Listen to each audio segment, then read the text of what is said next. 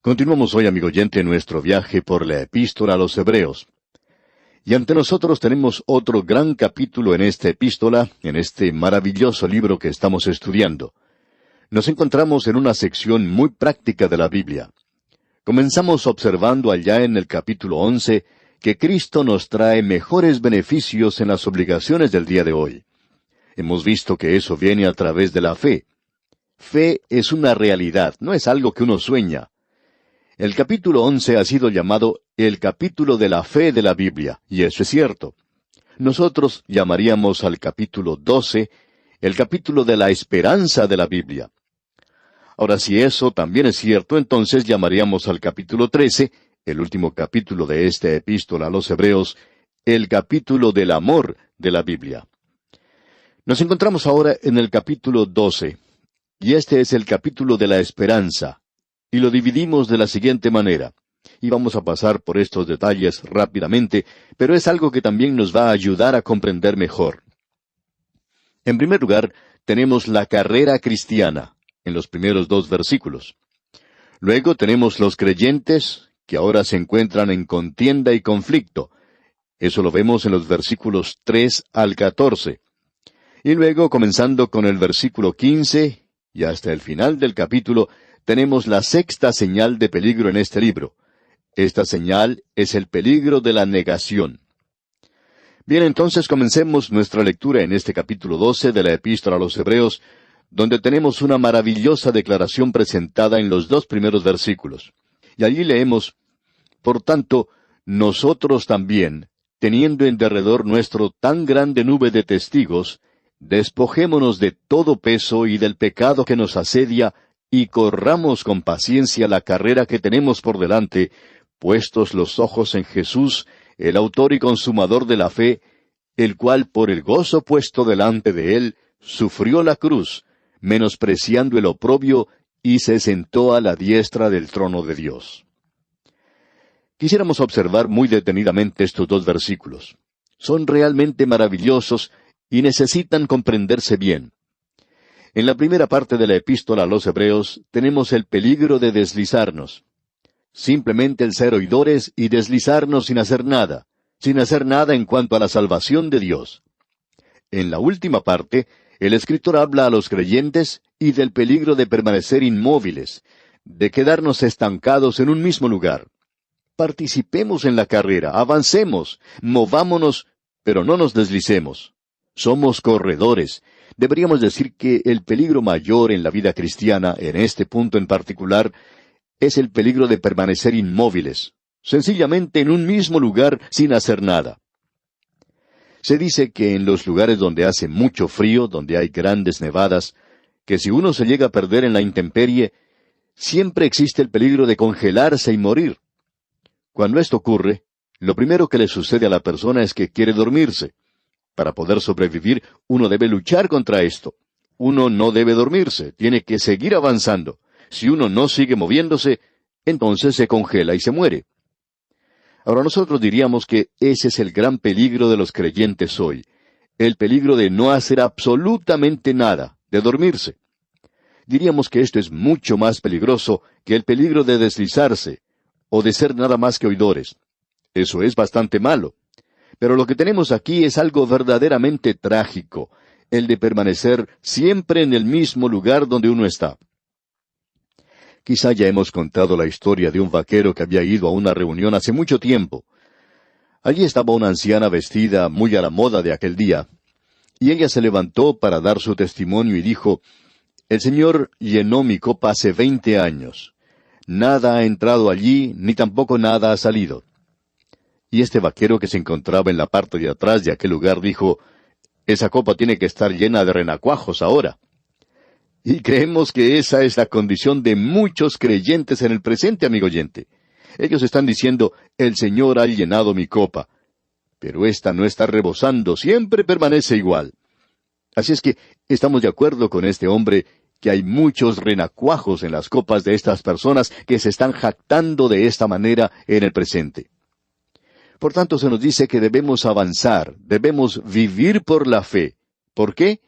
Bueno, en primer lugar, debemos decir que, por tanto, es otra de esas pequeñas frases o palabras que unen este capítulo con lo que ha sido dicho anteriormente, y eso es lo que sucede aquí.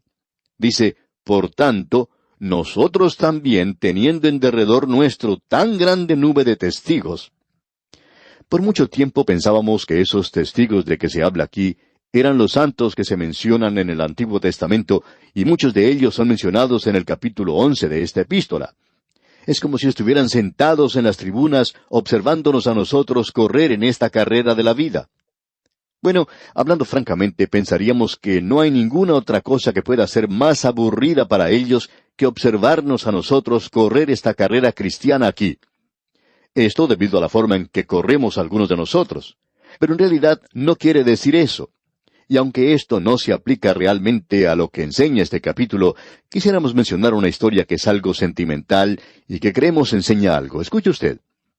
Había un director técnico de un equipo de fútbol, quien, según la persona que contaba la historia, tenía un jugador que era famoso por dos cosas. La primera de ellas era que se destacaba por su fidelidad en las prácticas del equipo. Él era el primero en salir al campo y el último en partir, pero nunca llegó a formar parte del equipo principal. Él no era lo suficientemente bueno como para ocupar ese puesto. La segunda cosa por la cual él era famoso era que su padre siempre le visitaba, y la gente los podía observar al padre y al hijo caminando, con los brazos entrelazados el uno con el otro, caminando y conversando muy atentamente. Por supuesto, todos notaban eso. Pensaban que era algo maravilloso.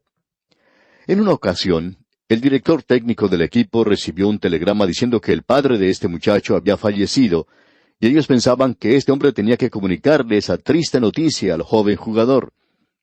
Él lo llamó y le dijo lo que había sucedido, y por supuesto que el joven se entristeció mucho y tuvo que regresar a su hogar para el funeral. Pero él volvió para participar en el próximo partido. El próximo sábado, él estaba allí sentado junto con los jugadores que no participaban en el encuentro. Y al llegar el director técnico, este joven le dice, «Profesor, este es mi cuarto y último año aquí, y yo nunca he podido jugar un solo partido. Quisiera saber si usted me pudiera colocar en el equipo solo por unos pocos minutos y dejarme jugar». El director técnico hizo lo que el joven le pidió, y, más que nada porque recién había fallecido su padre, dejó que este muchacho jugara y resultó ser una verdadera estrella del equipo.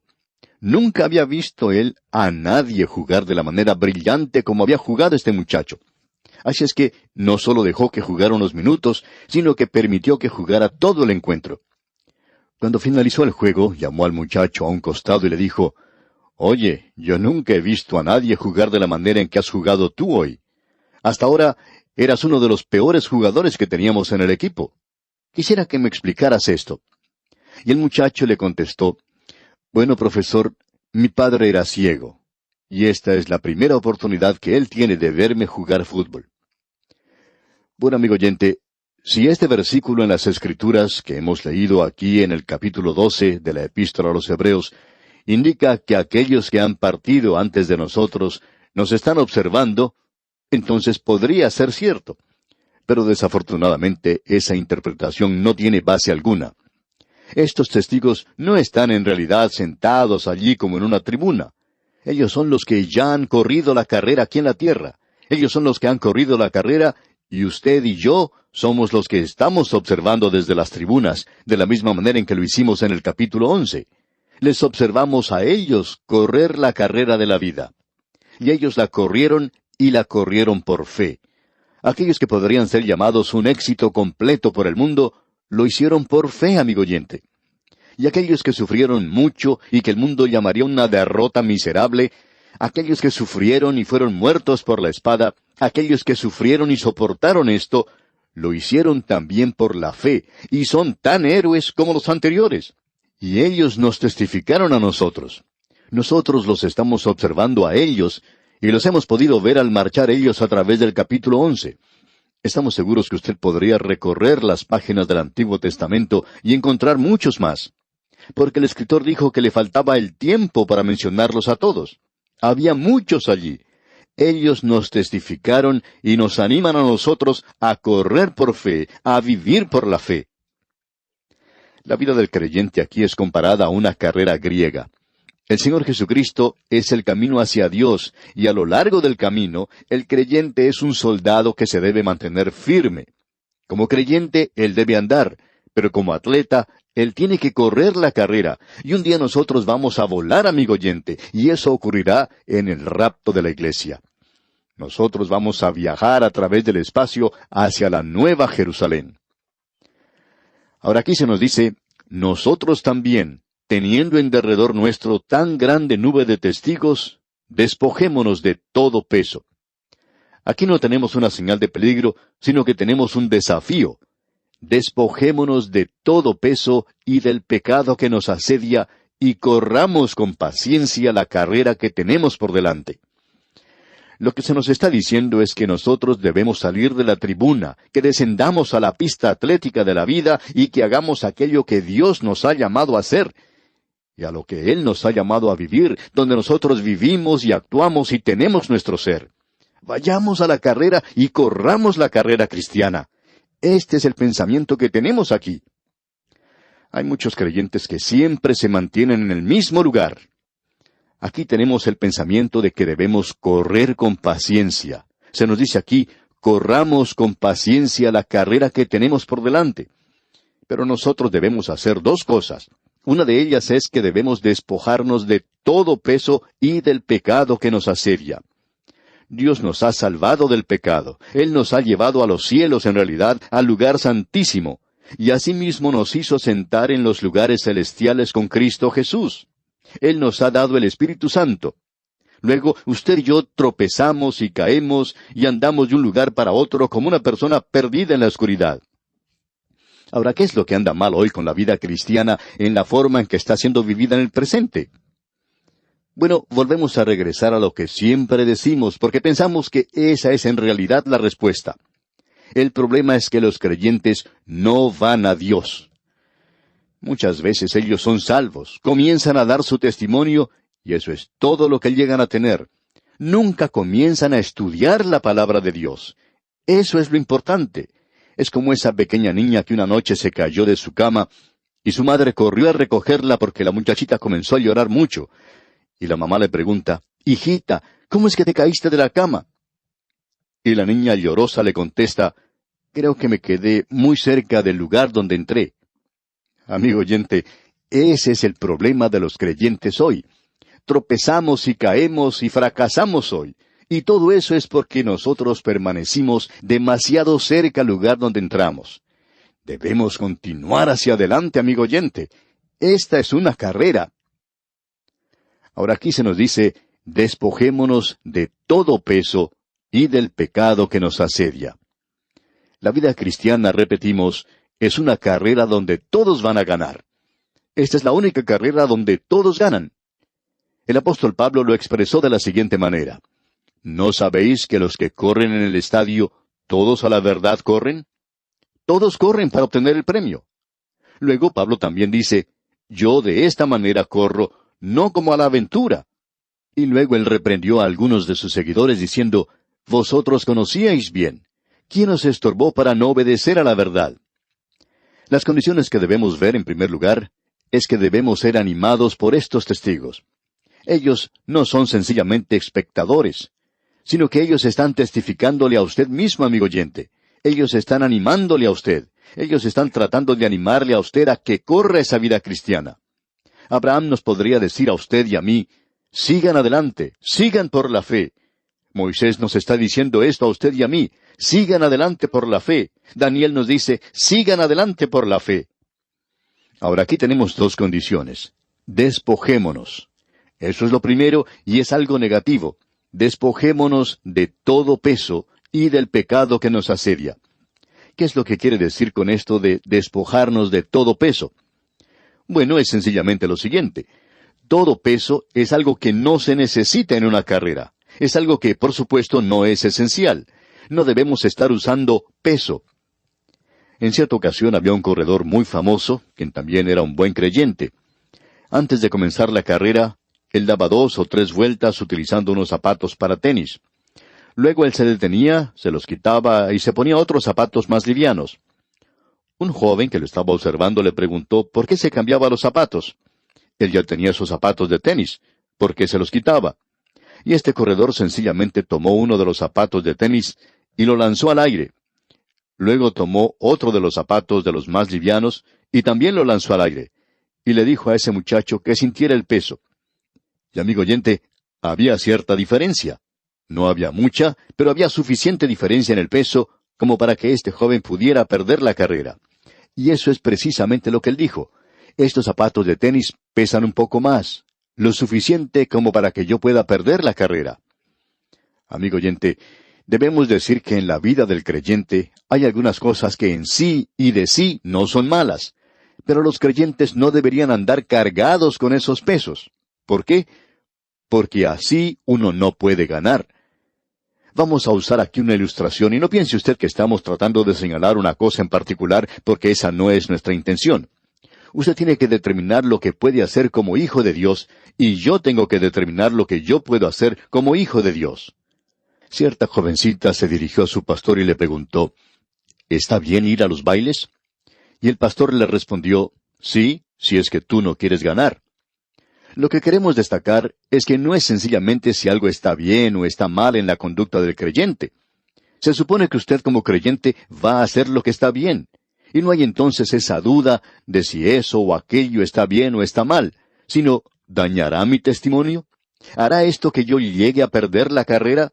¿Será esto un peso en mi vida?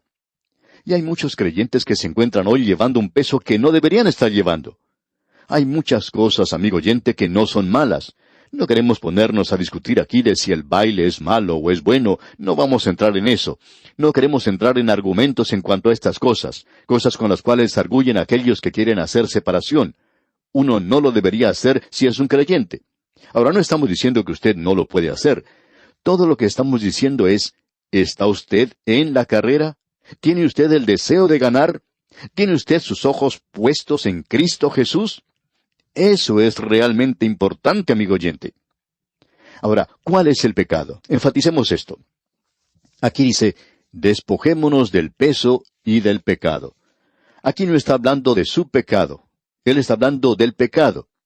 Bueno, debemos regresar al capítulo anterior porque esas primeras palabras, por tanto, con que comienza este capítulo 12, nos llevan de vuelta al capítulo anterior. Ese pecado estaba en ese capítulo anterior. ¿Y cuál era en realidad ese gran pecado del capítulo anterior? Es la incredulidad. La incredulidad es el pecado, y no hay ninguna otra cosa que pueda estorbarle a usted tanto como la incredulidad. Es como tratar de correr una carrera con un saco de harina a las espaldas. Eso es mucho peso. O como el poner los pies dentro de un saco vacío y tratar de correr una carrera. Es imposible hacerlo de esa manera.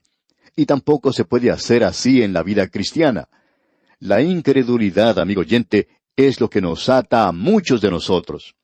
Hablando personalmente, diríamos que esa es una de las cosas que nos ata más que cualquier otra cosa en nuestra vida cristiana.